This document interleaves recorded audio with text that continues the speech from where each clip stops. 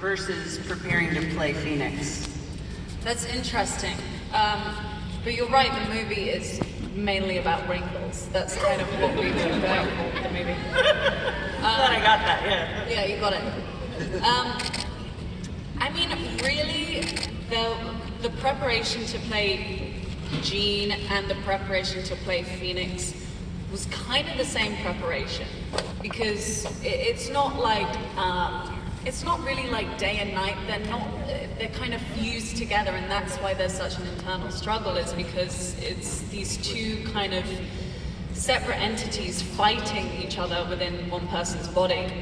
And so that's what we were kind of going for. So really, we wanted to study schizophrenia and dissociative identity disorder to kind of really delve into the psyche of the character and ground it, ground her in something quite real and something that will resonate with a lot of people. So that's what we were kind of going for, rather than two separate entities. Yeah, which really adds a lot of nuance to the character, because at all times there's something going on. Yeah. Yeah.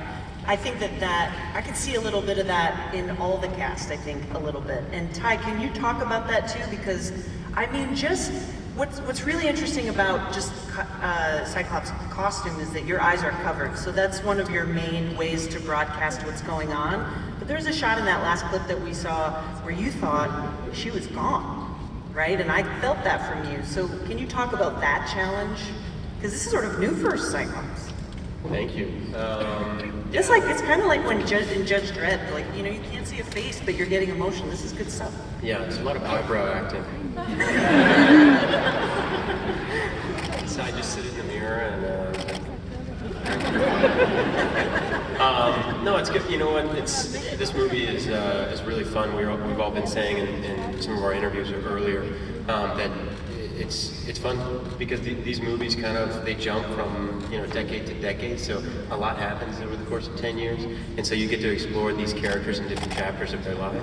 And so in this chapter, you know, Jean Grey starts to kind of wrestle with this dark force, and it kind of splits the entire team up into two groups, and one who feels that she's still the same person and they can save her, and then the other feels that she's maybe a little too dangerous. So there's some really interesting, complex character dynamics, and yeah, I would say the visor is, like, you know, it could be difficult, but then you have like Cody and Nick who have to wear blue makeup all day long and prosthetics on their hands, and like someone has to feed them their banana.